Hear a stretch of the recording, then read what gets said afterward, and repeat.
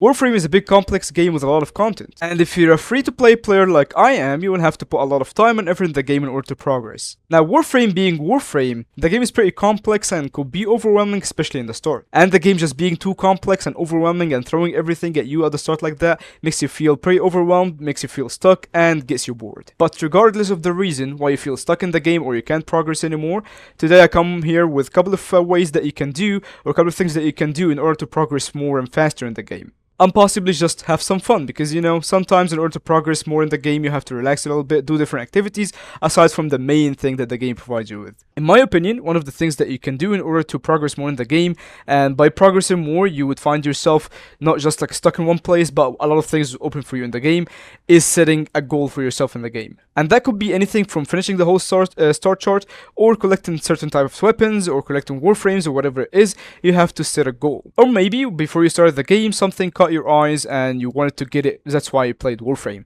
So maybe that could be your goal, and if you've done that already, set a new goal. Now there's a lot of players that feel like they're stuck in the game because they're crafting a weapon or a Warframe that's taken up to 3 days. And one of the advice I could give you is go into navigation and do any nodes that you're missing, any nodes that you left behind because you felt bored because you didn't want to finish it, or you were just like on a hurry to finish like certain things and do junctions and whatnot. Go back to those planets and finish the nodes that you're missing. Another thing that's important in the game that you do, in my opinion, is crafting new equipment and leveling them up. For example, go in your arsenal, craft some weapons, craft some warframes, melee, secondary, and how you get those is from the market or from your dojo or different places. And that's really important because you don't just like increase your MR, which is your mastery rank, but you also would need new weapons and new things in order to progress more in the game. Some stories or like some story quests you would get it without needing the weapon, but you would find yourself eventually needing a better weapon in order to kill those enemies in the missions, or just like farming in general, you would need better equipment. So make sure definitely to always leave like a slot or two in your weapons and like a slot empty in your warframe slots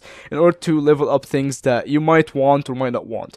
And a general advice for myself, I always leave like 2 slots or 3 slots in my weapon arsenal, and that's just for leveling up weapons. And when I level up a weapon, if I like it I keep it, if I don't I throw it away after getting it to the max level, or so I can get the max mastery rank points out of it. Another common thing that I see with Warframe players is that they play in the style of like Space Ninja go whoosh swoosh type style.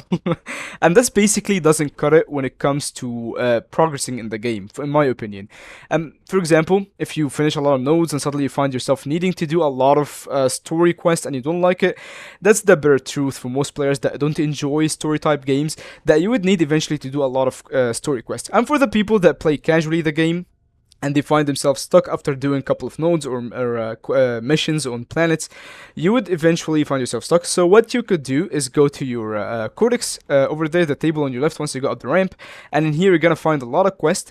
I'm pretty sure that you're gonna find something open here. Click on it, and when you click on it, for example, let's find Vor price, and when you click on it, it's gonna say a button like begin or something like that. When you click it, go back to your navigation, and you should find there under your quests, which is the X icon here, you should find something that you click on and take you for the quest that you should do. A really important thing that I always suggest new players to start doing as early as they can is Syndicate factions here, where basically you choose a faction that you pledge with, and the more you do missions, you passively gain points for that faction, just playing and getting affinity, and per day you would get like a certain amount of standing here, and after you get a certain amount each level, you could level up to the next level. Once you reach let's say max level with them, you could buy a lot of things from here. You could buy weapons, you could buy mods, you could buy cosmetics, and not just that, but also this.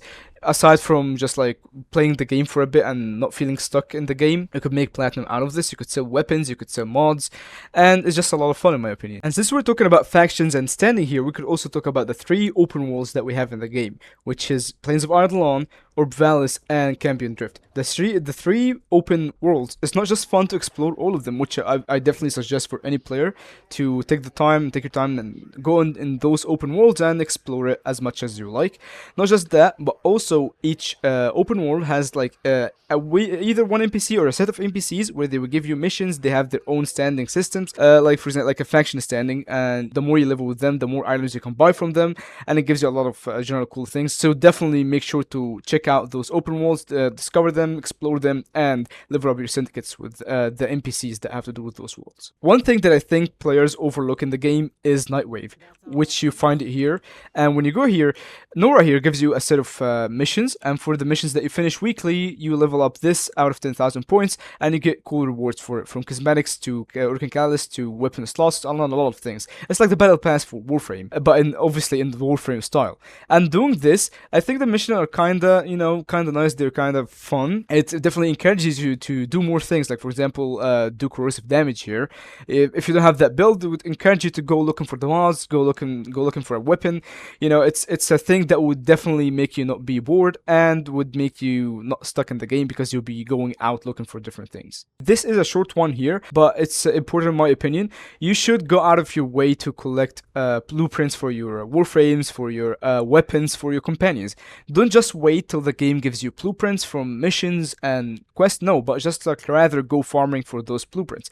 Build warframes, build weapons, build companions. It's fun to do, and definitely gives you a purpose in the game. Cephalon Simaris here is one of the most annoying things in Warframe in my opinion, but also pretty important here. He follows you around anywhere when you go to his relay, by the way. But just doing his missions and doing the things that he asks you to do, like scanning certain targets or special missions, will give you points in his own standing. And when you go to the offerings, there's a lot of cool things that you could buy. You could buy skins for Helios, you can buy weapon blueprints, you can buy the color key scene, which is a pretty cool thing if you're into the Captura part in Warframe. You could buy a lot of things here, like for example the weapons that you're provided with from story quests. If you lose it for some reason, somehow, you can find it here. He gives you a lot of things that you could buy in general, so definitely make sure to give Cephalon Simaris some time and effort if you find yourself stuck in the game. And also in general, you don't just have to play Cephalon Simaris when you're stuck or bored. Just like do him in general, he gives you a lot of decent items, you can buy a lot of things from him. And while he's still boring and annoying, but it still gives you cool things that you could acquire. One thing that might be obvious to a lot of Tenno is that you should play with some of your friends. And if you don't have friends, it's fine. The community for Warframe is pretty friendly. You could go on any server or just like ask people in the chat to join them in the game. It's not just like that you're gonna help them, but they could possibly help you a lot in acquiring certain, for example, resources, mods, a lot of things. And you would discover a lot of new areas. You would have fun in general with playing with people. The game, yes, you could finish it in solo mode, but you could also play with people. And I think playing with other friends or people in general has some fun aspect in it. Events are definitely one way that you could do it if you find yourself stuck in the game, is do some events. Like for example, as I said before, if you're waiting for a couple of things to craft and you don't know what to do, go to in your events. Like right now, if you're lucky to be on it this time, you would find yourself having dog days, for example. You could do this event and acquire a lot of cool things like plushies and fluffs. You could get the drone here, like the mystic drone, and there's Ghoul Purge. I never really did this one, but you could also wait for Thermia Fractures, which gives you a lot of things and a cool weapon at the end. So definitely give the events a look every now and then if you find yourself stuck in the game. Also, two things that you could do in Warframe is farming and cracking relics. You could get relics in many different ways. One of them is doing Sanctuary Onslaught with Cephalon Simaris, or just playing survival and defense missions. Both or the three of those drop you relics, but the Cephalon Simaris I think has a lower chance at giving you a relic, but when it does, there is a good chance that would give you a radiant relic. Cracking those relics in these missions here will give you prime parts, will give you a lot of cool things, so make sure to do that if you in need for prime parts, or if you just want to collect them and sell them for platinum. The second thing, if you have sortie available, make sure to do it every day. It resets every day, so make sure to do it. It's a fun thing to do, and if you're a beginner, if you're in the beginning of a game or mid-game, just doing it is a pretty good source of getting a lot of things. You could get Endo, you could get Akuva, you could get Forma, you could get Orcan Catalyst and Reactor. You can get a lot of things, and if you're in-game, I don't think you really need these stuff. Like there's quite a amount of people that don't need the stuff that this offers, but you might just do it for fun. If you're stuck at the game, you could do anything in the game. Basically, it's like a sandbox. It's not really a sandbox, but you could do anything you want. So give it a go, do your sorties and crack some relics. One of the cool things in Warframe, in my opinion, are Kuva Liches and Sisters of Parvos. Both of them are like enemies that are generated for you specifically. It's like a boss that's made for you. When you kill that boss, you would get their weapon, and if they have an ephemeral on, you would get it. You would have to go through a series of doing a couple of things like killing them in missions, collecting mods and trying the mods on them, and killing them at the end. You would also need a railjack or someone to take you with you to railjack to be able to kill them in the final like facing thingy. You would have to face them at the end in a railjack and kill them, and then you will be able to either kill them or kind of take them with you in your team to support you when you're sometimes about to die in missions. Now for the scary part that a lot of people don't like to hear about, it's Steel Path. But hear me out, hear me out. Steel Path is a pretty important thing in my opinion. It doesn't just like give you a reason to level up your weapons, which basically it's a hard like start chart, harder start chart than what you used to. It would push you out to go farming new equipment, new warframes if you want, but you definitely need weapons or to upgrade those weapons, give them like a potato, polarize the weapons and stuff like that. But that's not only the case. But also by doing Steel Path missions or the missions up here, you will get Steel Essence. And by killing Acolytes, you can get Steel Essence.